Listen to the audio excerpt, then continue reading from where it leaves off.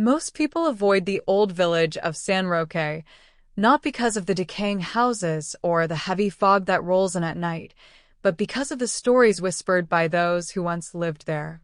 They said the ground itself had soaked up too much sorrow, too much fear.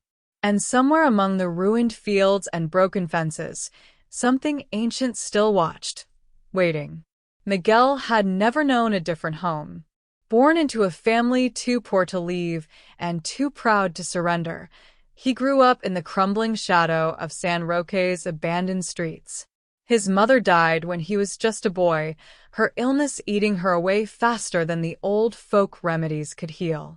His father, once a strong fisherman, had vanished into the forest one rainy night and never returned. Only his grandmother, Aling Rosa, remained, her back bent but her spirit sharp, clinging to old ways and older secrets. Miguel's life was a cycle of quiet suffering, small jobs, barely enough food, and a constant ache of loneliness. Yet somehow, he managed to find slivers of light in the darkness. His best friend, Tomas, was his anchor, a lanky, bright-eyed boy who had dreams much bigger than their dying village. The two would sit for hours by the broken pier, sharing stories, laughing at foolish village rumors about ghosts and aswangs, pretending they weren't scared. But lately, the laughter had faded. It started with the dogs. Every night, their howls echoed across the rice fields, sharp and desperate, as if warning of something unseen. Then came the missing livestock. A pig one night, 3 chickens the next. People began whispering again, gathering in tight, fearful circles outside the church. Someone spoke of Mga Nilalang sa Dilim, creatures of the dark. Miguel tried to ignore it. Fear was a luxury he couldn't afford. But when he found the dead cat outside their door, its body twisted unnaturally, eyes wide in eternal terror, even he couldn't brush it off. Aling Rosa had just made the sign of the cross and muttered under her breath, locking all the windows before sunset. "You stay inside, Anik," she said, voice trembling slightly. "Bad things are awake now." Miguel wanted to believe it was just old village superstition. But deep down, he felt it too, the way the air seemed heavier, colder, each night. The way shadows clung longer than they should.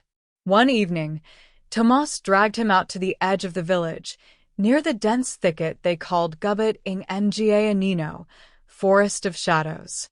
It was forbidden territory, said to be cursed long before their grandparents were born.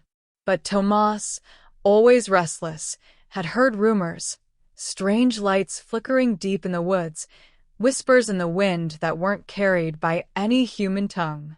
Armed only with a rusted lantern and their shaky courage, they pushed into the thicket.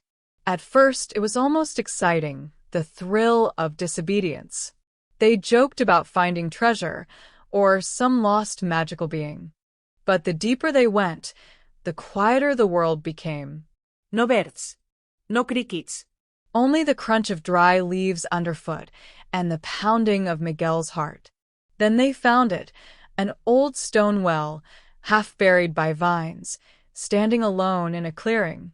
The lantern's light barely touched its rim, as if the darkness around it was too thick, too alive.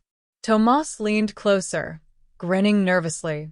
"Maybe it's a wishing well," he joked. But Miguel didn't laugh. His skin prickled. Something about the well felt wrong, like it was breathing, watching. Without thinking, he grabbed Tomas's arm. "Let's go," he whispered. Just then, a cold gust of wind blew out the lantern. Panic surged between them. In the pitch black, they heard it, a low, guttural whisper rising from the well. Miguel yanked Tomas back toward the path. They didn't stop running until the forest spit them out near the old church, gasping and wild-eyed.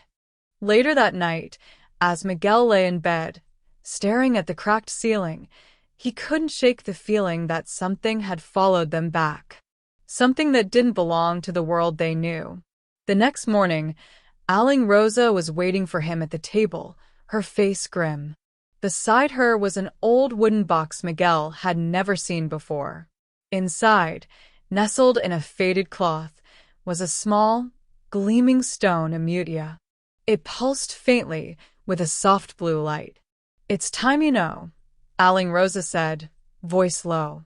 "Our family were not like others. We are guardians, Anik.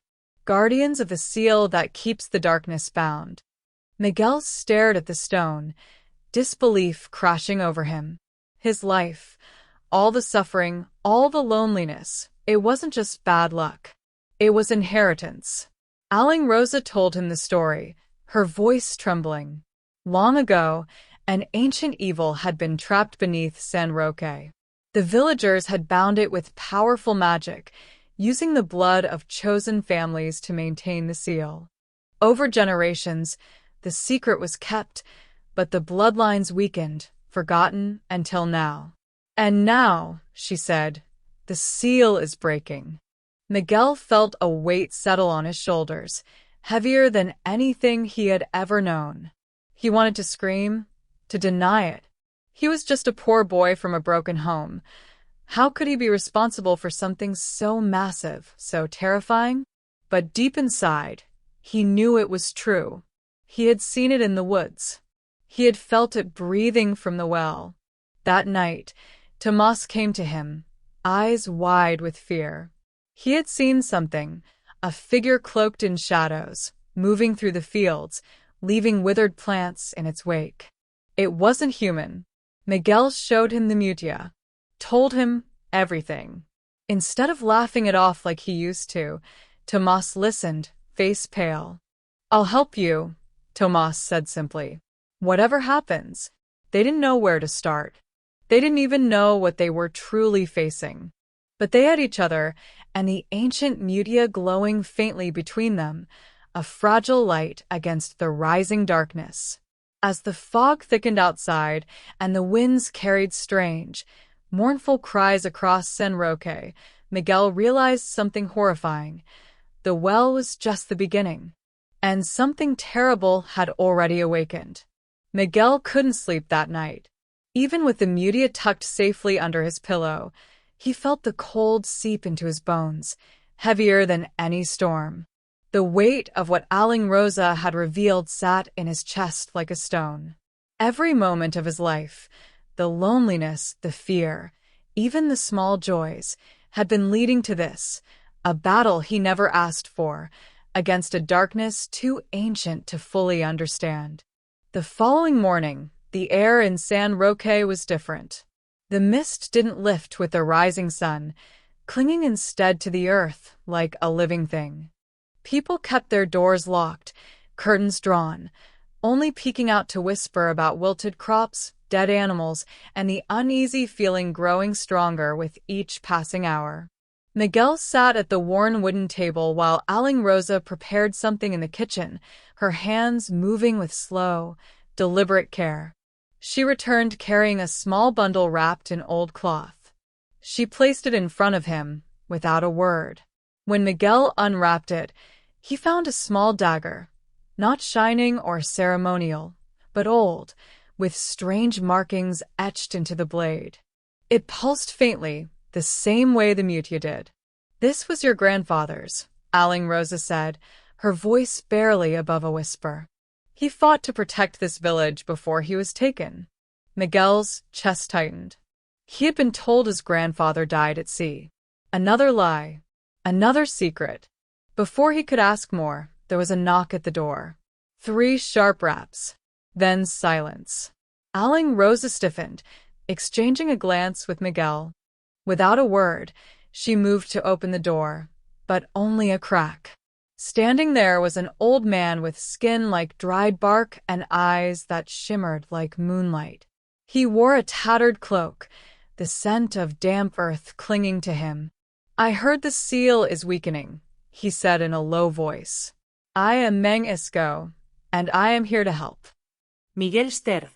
He had heard stories of albularios, healers and mystics who spoke to spirits and understood the unseen world. But Meng Isco felt different.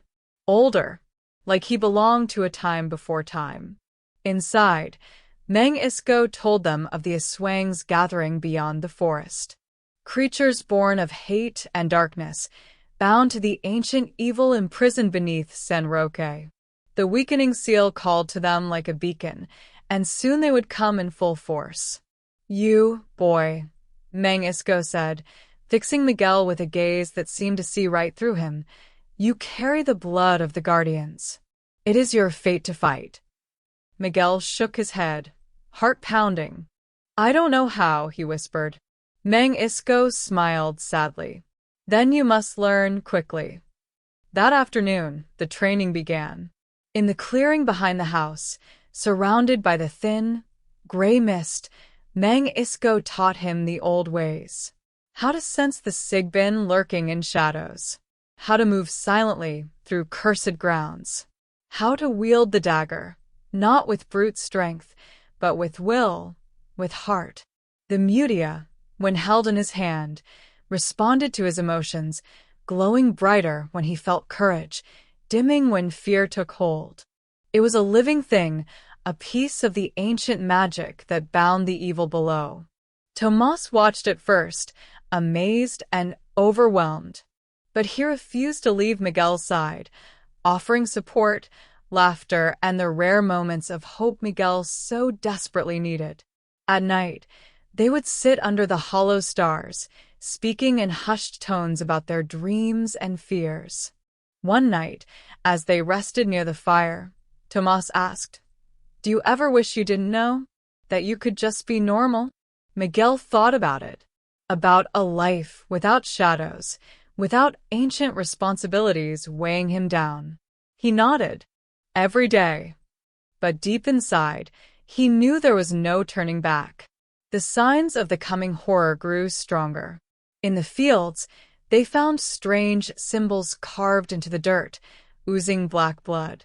The river turned foul, its waters thick and dark. Children cried out at night, haunted by dreams of sharp teeth and cold, grasping hands.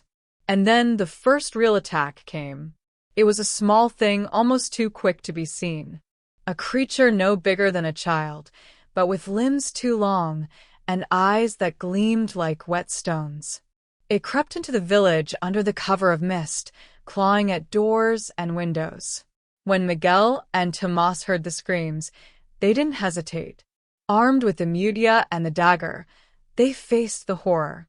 The creature hissed, lunged, but Miguel, heart hammering, held the mutia high.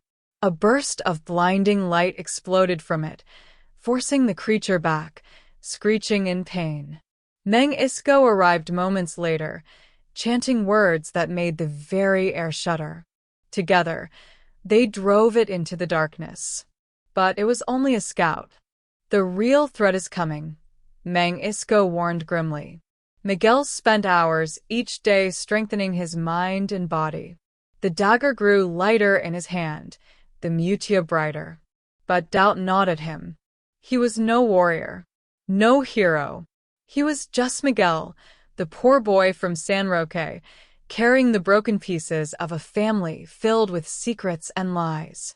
One afternoon, while training near the forest's edge, Miguel heard a voice, soft, familiar, calling his name. It was his father's voice. He froze. Tomas didn't hear it. Neither did Meng Isco. But there it was again, drifting through the trees like smoke. "Miguel, come home." Tears stung his eyes. His father, the man who had abandoned him, who had left without a word, was out there. Or was it a trick? Meng Isco grabbed his shoulder firmly. "They will use your heart against you," he warned. "Beware." That night, Miguel dreamed of the well again. Only this time, it was open, gaping, and from its depths rose countless hands, clawing at the air, reaching for him. He woke with a start to find the mutia glowing a deep, angry red. The seal was nearly broken. In the following days, more creatures slipped through the cracks. Shadow beasts that could not be touched by ordinary weapons. Whispers filled the air even during the day, luring people into the forest, where they were never seen again. The villagers turned cold. Fear twisted them. Some began to blame Miguel and his family, accusing them of bringing the curse upon them. Where once they avoided him out of pity, now they avoided him out of hate. It broke something inside him. One evening, as he sat alone near the old pier where he and Tomas once laughed as children, he wondered if it would be easier to walk away, to leave San Roque to its fate. Why should he fight for a village that rejected him? But as he stared at the black, rotting waters, he remembered his mother's face, her laughter, her sacrifices. And he remembered Tomas, still standing by his side, even as the world fell apart. No, Miguel thought. He couldn't abandon them, even if they had abandoned him. He clenched the mutia tightly in his hand, feeling its steady, living pulse. The final battle was approaching, and Miguel would be ready, or he would die trying. Miguel stood at the edge of the old pier, the night wind cold against his face, carrying with it the sharp scent of the rotting river. In his hand, the mutia pulsed faintly, as if sharing the unease in his chest. He thought about leaving everything behind, just turning his back on San Roque, on the curse, on all the ghosts that haunted him. Maybe somewhere far away, he could start fresh. Maybe he could forget that he was ever the boy marked by blood and betrayal. But no matter how hard he tried, the memories clung to him. He remembered the nights he waited by the window as a child, hoping his father would come back. The promises whispered in the dark, the ones that were broken so easily. He remembered the pain in his mother's eyes, the quiet desperation of a woman abandoned not just by a man, but by hope itself. And now, learning that his family's blood was tied to the ancient evil under San Roque, it was almost too much. In the heavy silence, a sound broke through, a soft scratching, like claws on wood. Miguel spun around, heart pounding. Out of the mist, a figure emerged. At first, he thought it was Tomas, but no. The figure was wrong. Its movements were too jerky, its limbs too thin. It wore a tattered shirt that flapped loosely around a body that looked half-decayed. Eyes glowed faintly in the mist, fixed on him with a hunger that made Miguel's blood run cold. Without thinking, he raised the mutia. The creature hissed and staggered back, retreating into the darkness. Miguel stayed frozen, muscles locked in fear, until the mist swallowed the thing completely.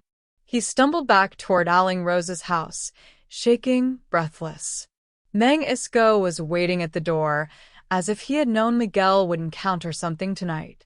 "They are testing you," the old man said simply. "Finding your weakness." Miguel wanted to laugh bitterly. They didn't need to look hard. His weakness was written all over him. Abandonment, anger, doubt. All of it poisoning his heart. Inside, Tomas sat by the fire, sharpening a crude wooden spear. He looked up, concern flashing in his eyes, but Miguel just shook his head and slumped into a chair. For a long time, no one spoke. The fire crackled softly, and outside, the mist thickened. Later that night, while Tomas snored softly on the floor, Miguel sat by the window, mutia clutched tight in his hand. His thoughts twisted like smoke, memories of laughter, broken promises, faces that blurred into shadows. Was he really supposed to save these people? The same villagers who now crossed themselves when he walked by, who whispered that he was cursed. He closed his eyes and pressed the mutia against his chest. Its warmth was steady, real.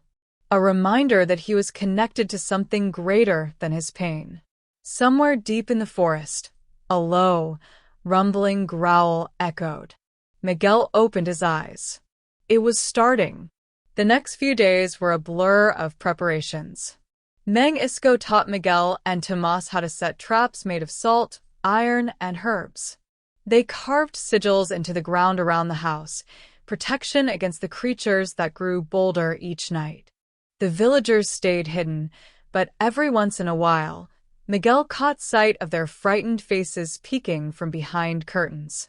Still, despite everything, a part of him hated them. Why should he fight for them?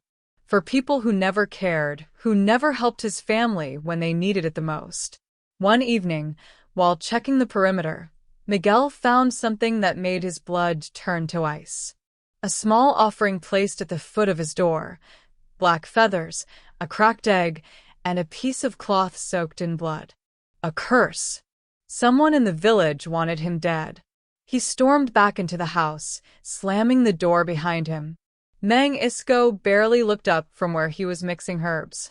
"They fear what they don't understand," the old man said simply. Miguel's hands shook with anger. "I'm trying to save them," he said, voice raw. "And they repay me with this?" Mang Isco met his gaze calmly. "Saving them is not about what they deserve. It's about who you choose to be." Miguel turned away, heart hammering. Was he strong enough to be the hero San Roque needed? Or would he become another tragedy, another ghost swallowed by the darkness? That night, the dreams returned, darker than ever. He stood in front of the old well again, but this time he wasn't alone. Figures surrounded him, some familiar, others twisted beyond recognition. His father was among them, but his face was wrong, a hollow mask of sorrow and malice. "You are one of us," the figure whispered. Miguel woke up drenched in sweat, gasping for air. Outside, the mist was so thick it looked almost solid. Shapes moved in it, slow, deliberate. Watching. He didn't wake Tomas. Instead, he grabbed the dagger and slipped outside, Mutia glowing faintly in his hand. The figures were waiting for him. At first, he thought they were villagers, but as they stepped closer, he saw their true forms. Eyes like burning coals. Teeth too sharp for any human mouth. The creatures smiled at him, cruel and mocking. "Come with us," one rasped, voice like rust scraping metal. "Embrace what you are." Miguel tightened his grip on the dagger. Every instinct screamed at him to run. But he stood his ground. "I am not like you," he said, his voice shaking but firm. The creature's smile widened. "Aren't you?" it whispered. "Your blood is ours. Your soul almost ripe."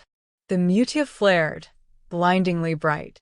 The creatures shrieked and fell back, but not before Miguel caught a glimpse of something else, a mark glowing on his own chest, faint but unmistakable.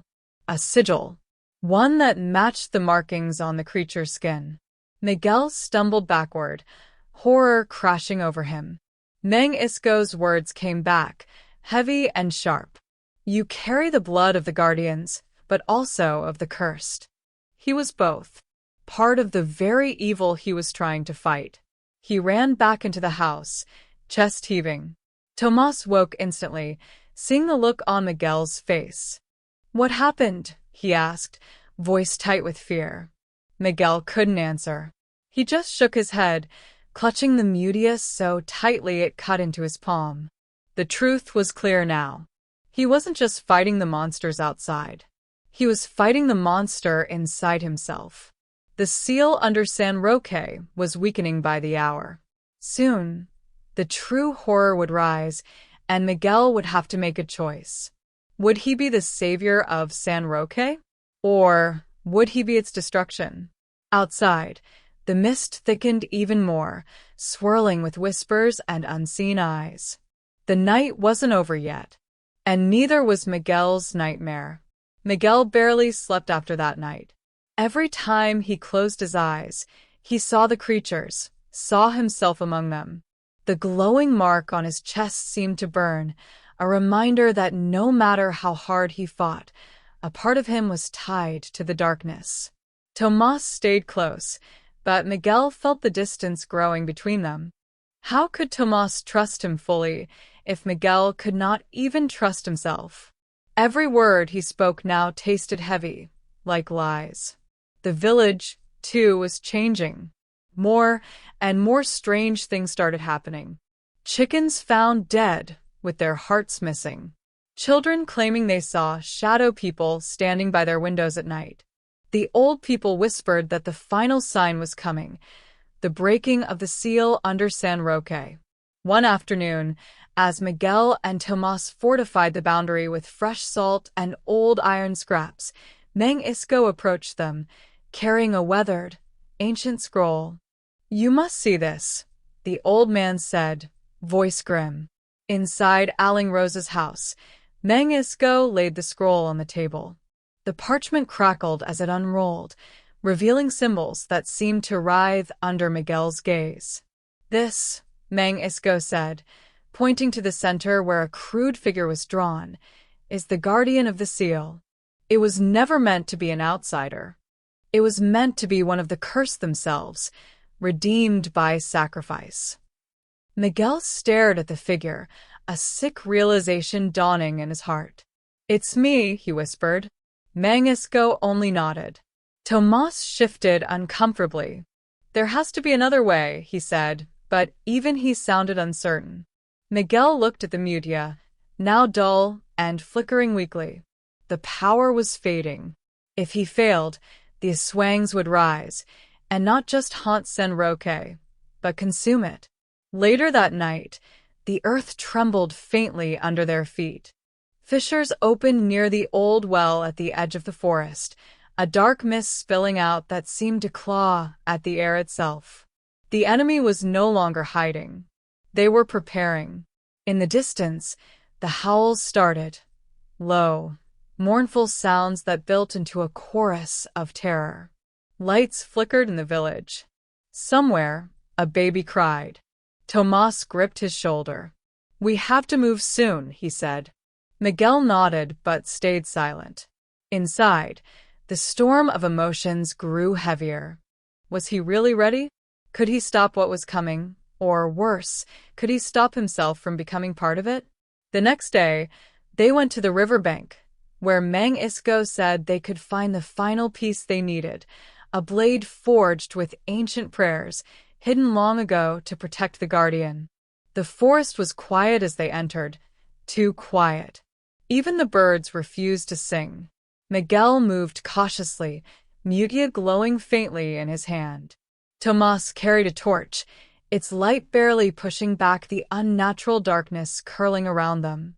They found the blade buried under an old bolete tree, just as Mang Isco said. It was simple, worn, but when Miguel touched it, the earth seemed to hum under his feet. "This is it," Tomas whispered. Before they could leave, the shadows around them shifted. Figures emerged, twisted, half human, half beast. Their eyes burned with an unnatural hunger. Miguel raised the blade, heart hammering in his chest. For a moment, the creatures hesitated, sensing the weapon's power.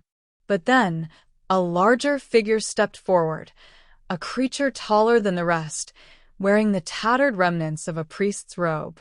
Its voice was a guttural snarl. "You are not ready, child of betrayal." Miguel gritted his teeth. "Maybe not, but I'll fight anyway." The creature laughed, a sound like bones snapping. Then it melted back into the shadows, leaving Miguel and Tomas standing there, surrounded by the whispering dark. They fought their way back to the village, every step a battle against the creeping mist and the unseen hands that tried to drag them down. By the time they stumbled into the house, battered and bloody, dawn was breaking, but the sun offered no comfort. The air smelled of ash and fear. San Roque was dying. That evening, the village elders gathered. Some blamed Miguel openly now, spitting at his feet, calling him the cursed child who brought ruin. Others simply watched him with hollow, desperate eyes. Tomas defended him fiercely, but Miguel barely heard the words. Inside, he already knew. This burden was his alone to carry. He sat by the window as the mist rolled in again, thicker than before, almost alive. In the distance, over the forest, a black cloud swirled, a gathering storm that had nothing to do with weather. Tomorrow, they would face the enemy. Tomorrow, everything would end, or begin anew. Tomas sat down beside him, silent for a long time before finally speaking. "Whatever happens, you're my brother," he said quietly. Miguel swallowed the lump in his throat. "Thank you," he whispered. That night, Miguel dreamed again. He stood on the broken stones of San Roque's old church, facing a mirror that showed him not as he was, but as the creature he feared becoming. In the reflection, his skin was dark and cracked like burnt earth, his eyes burning like coals. A voice whispered from the darkness, "To defeat them, you must accept what you are." He woke with a gasp, the blade clutched tightly in his hand, the mutia pulsing brightly once more. The final battle was near, and Miguel still didn't know if he would survive it as a hero or fall as a monster. The village of San Roque was wrapped in a heavy silence the next morning, as if the earth itself was holding its breath.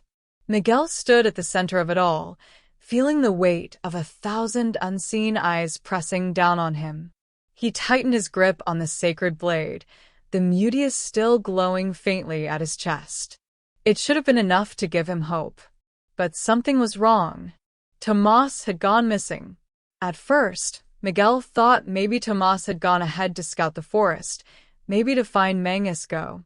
But as the hours passed and the mist grew thicker, a gnawing fear began to spread in his chest. Tomas would never just leave, not like this. Whispers began to circle around him. Suspicious glances from villagers who had once trusted him. Miguel overheard one woman muttering to another, "Baka Tanakasan na Teo. Baka Cablesia." Miguel shook his head, refusing to believe it. Tomas was his brother in all but blood. Tomas would never betray him. Would he? Miguel tried to push the thought aside. He had more urgent problems. The black mist was now creeping into the fields, killing crops just by touching them. Chickens were found dead, with their bones twisted unnaturally. Even the dogs refused to leave their huts, whimpering at things unseen. The battle was coming, and Miguel was running out of time and allies. As the sun dipped low, Mangisco appeared again, emerging from the mist with a grim look on his face. "They have found the Heartstone," Mangisco said. Miguel frowned. "The Heartstone. Mangisco not that heavily. It is an ancient artifact, hidden beneath San Roque long ago. If the Aswangs awaken it fully, they can corrupt the entire land. No mutia, no blade can stop them if they succeed." A cold knot twisted in Miguel's gut. "Where is it?" "Under the old church ruins," Mangisco said. "Protected by a bloodline, your bloodline." Miguel stiffened. "My family?" The old man looked away, shame flickering across his face. "Your ancestors were not only protectors. Some of them were seduced by darkness. They made bargains to survive. You carry both the blessing and the curse." The truth hit him like a blow. His whole life, he had thought himself cursed by accident, a victim of fate. But it had been his own blood, his own kin, who had sown the seeds of this evil long ago. And now he was expected to fix it. A part of him wanted to run, to leave this broken place to its fate. Why should he suffer for the sins of those who came before him? But the faces of the villagers haunted him. The children laughing around bonfires. The old women offering prayers at dawn. Tomas smiling, saying they were brothers. Miguel closed his eyes, breathing through the pain. He couldn't abandon them. Mangisco placed a hand on his shoulder. "There is one more thing you must know." Miguel opened his eyes, bracing himself. "The enemy has found a new weapon," Mangisco said slowly. "Someone who knows your every weakness. Someone who knows your heart." And from the mist behind the old man, Tomas stepped forward. But it wasn't the Tomas Miguel knew. His friend's skin was pale, almost gray, his eyes glowing faintly red. Around his neck hung a dark, corrupted version of the Mutia, twisted and wrong. "No," Miguel whispered, stepping back. Tomas smiled, but it was a cold, cruel smile. "You left me, Miguel," he said, voice layered with something else, something not human. "When the darkness came for me, you were not there." Miguel shook his head in disbelief. "They did this to you. You don't have to serve them." Tomas laughed hollowly. "You think you're different? You think you can save them? You're no hero, Miguel. You're just another cursed soul trying to pretend." Miguel raised the sacred blade, heart shattering inside him. "I won't fight you." Tomas took a step forward, mist swirling around him like living things. "Then you will die." Before Miguel could react, Tomas lunged. Their blades clashed, sparks flying into the night. Miguel fought with everything he had, but every strike felt like betrayal, every block like a wound reopening. Around them, the mist thickened. Shadows moved within it, whispering promises of power and vengeance. Miguel knew he couldn't defeat Tomas like this. Not with anger, not with guilt. He needed to find another way. Breaking free from the clash, Miguel turned and fled into the ruins of the old church, heart pounding. Behind him, Tomas laughed, a sound that echoed off the broken stones. Inside the ruins, Miguel found the entrance to the hidden chamber Mang Isco had spoken of, a staircase spiraling down into darkness. With no time to think, he descended, the air growing colder with every step. At the bottom, he found the Heartstone, a massive black crystal, pulsing with a sickly red light. It beat like a heart, slow and heavy, sending waves of dark energy through the air. And standing beside it, waiting, was another figure, a woman. She wore a tattered white dress, her hair long and tangled, her eyes black voids. Around her neck, she wore the original Mutia, the pure one, now cracked and dim. "You are late, child of San Roque," she said, voice like whined through dead trees. "Who are you?" Miguel demanded, blade ready. "I am the warden," she said, "once protector of this land, now its prisoner." She gestured to the Heartstone. "It feeds on broken promises and forgotten oaths. You cannot destroy it with force. Only sacrifice." Miguel's grip tightened on the blade. "What kind of sacrifice?" She smiled sadly. "A life for a life. Blood for blood." Behind him, he heard Tomas' footsteps descending, slow and mocking. "You must choose," the warden whispered. "Save him, or save them all."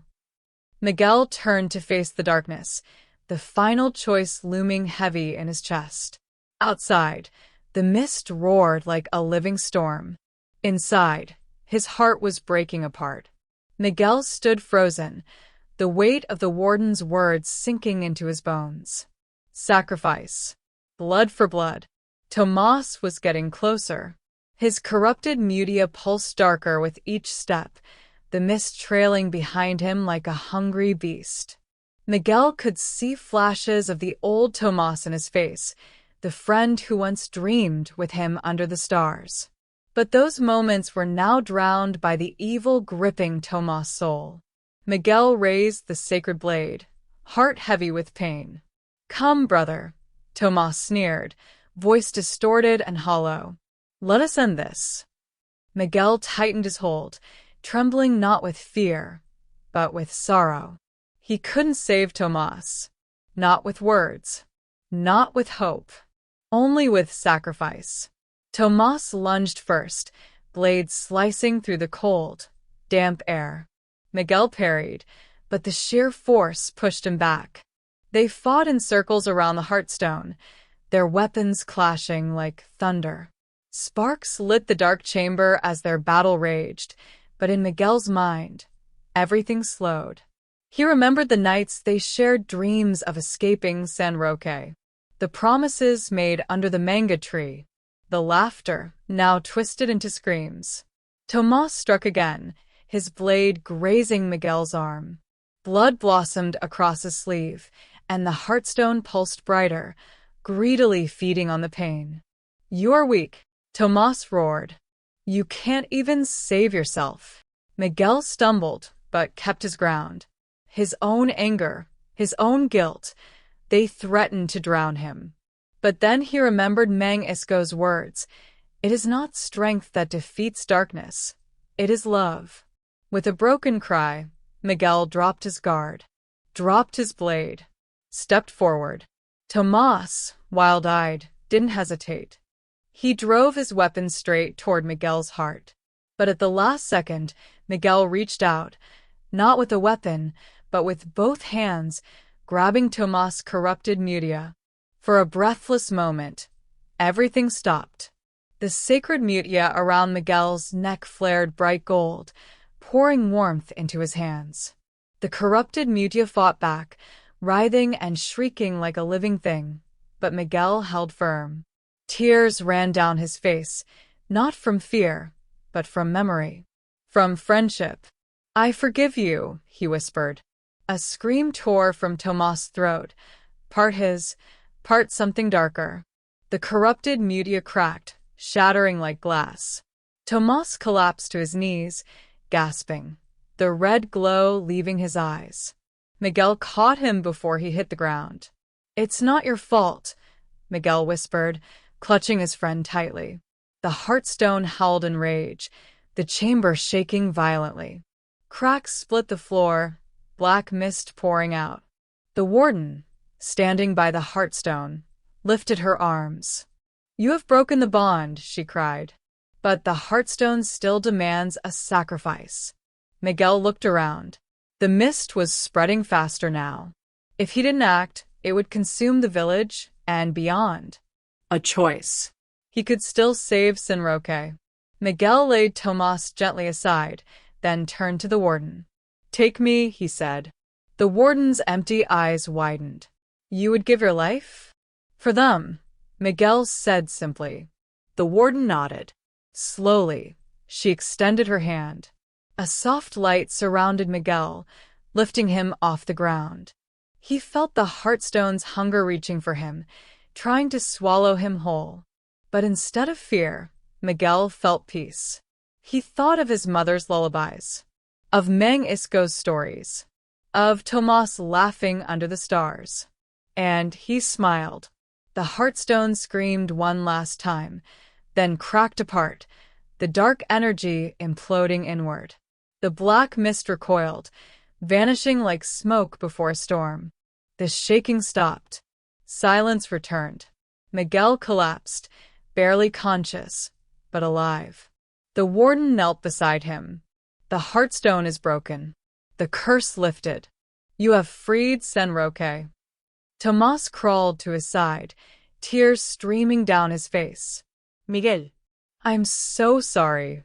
Miguel, weak but smiling, squeezed his friend's hand. "It's not over yet."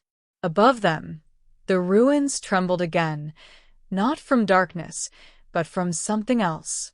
A beam of golden light shot up through the broken stones, piercing the sky. The villagers, who had been hiding in fear, came running to the ruins, their faces lit with awe. Mang Isco led them, leaning heavily on his staff, but smiling wide.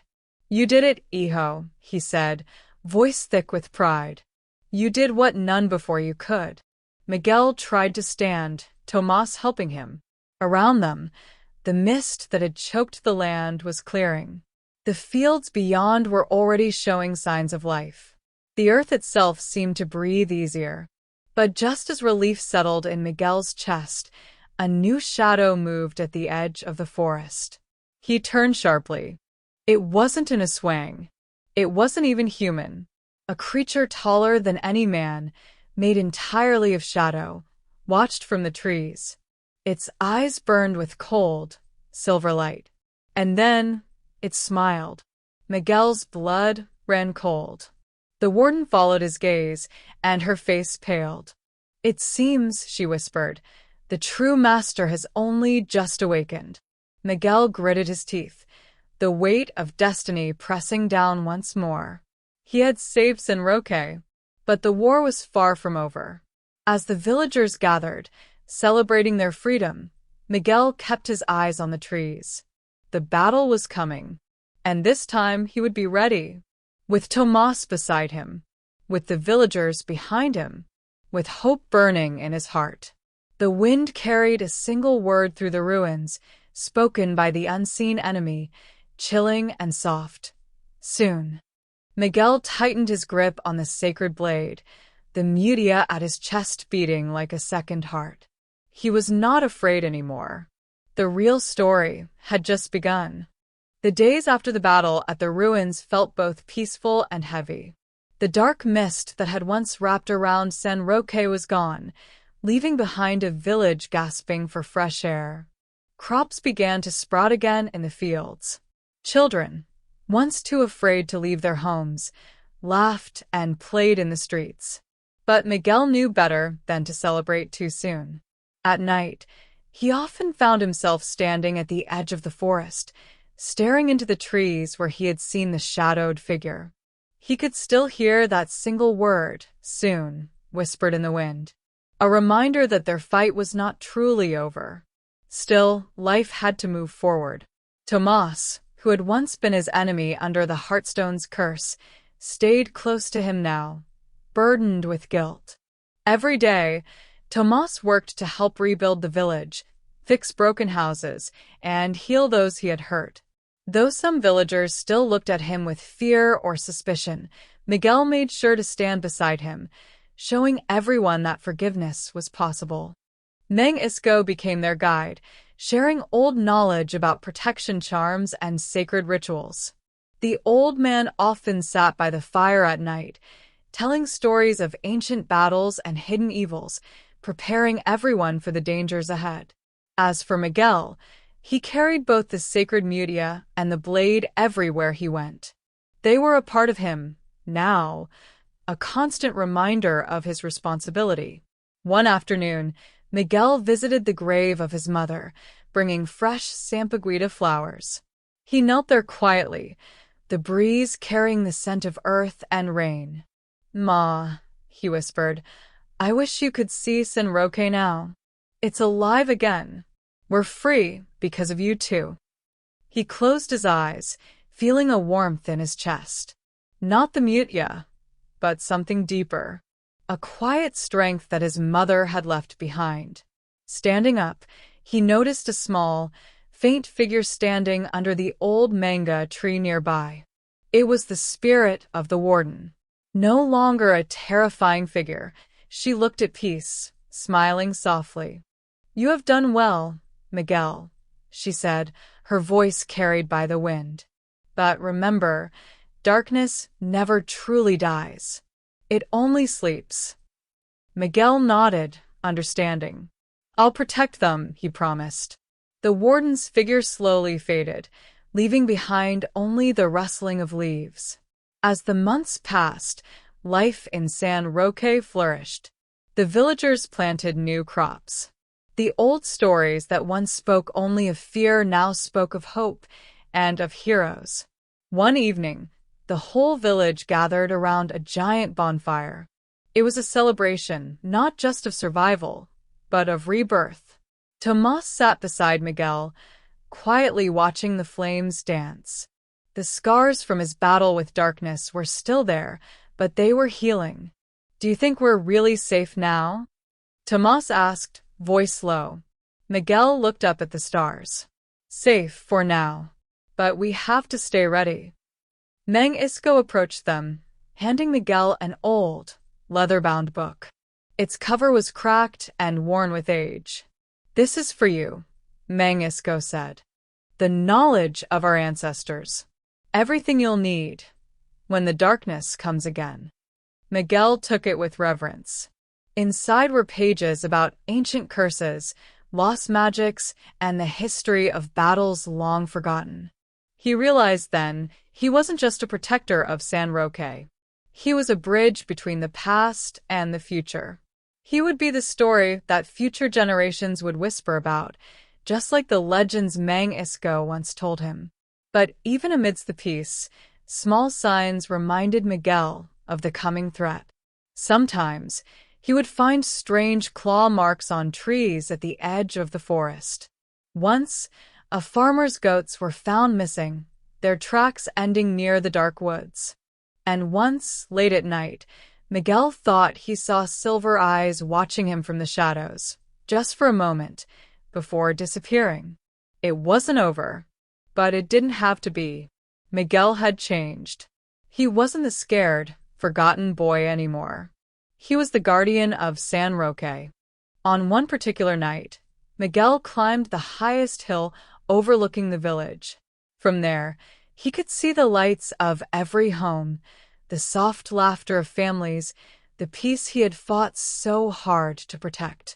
Tomas joined him, bringing a bottle of old Lambanog stolen from Mang Isco's stash. They sat together, passing the bottle between them, watching the stars blink against the endless sky. "You really think we can beat whatever's coming?" Tomas asked after a long silence. Miguel thought about it.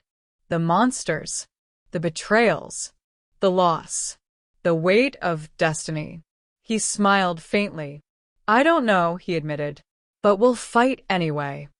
Tomas chuckled, raising the bottle in a mock toast. "To stupid bravery." Miguel laughed, feeling lighter than he had in months. "To stupid bravery." They drank, the sharp taste burning their throats, but warming their hearts. Above them, the stars seemed to pulse gently, as if the heavens themselves were listening. Down in the village, the fires burned low. Families slept safely in their homes, unaware of the silent watchers standing on the hill, guarding them. Miguel tightened his grip around the sacred mutia. In the shadows beyond the trees, the silver-eyed creature waited, watching. But Miguel was no longer afraid. He would be ready, no matter how dark the night became, no matter how many battles still waited. He had found something stronger than fear, stronger than magic, stronger than darkness. He had found his purpose, and it would carry him through every storm, every monster, every shadow. The camera pulls back, showing the peaceful village below, the dark forest beyond, and Miguel, small but unbreakable, standing at the center of it all. The final whisper of the night carried on the wind. Not all heroes wear crowns, some carry scars. And with that, the screen fades to black, leaving only the soft sound of the night and the quiet heartbeat of hope.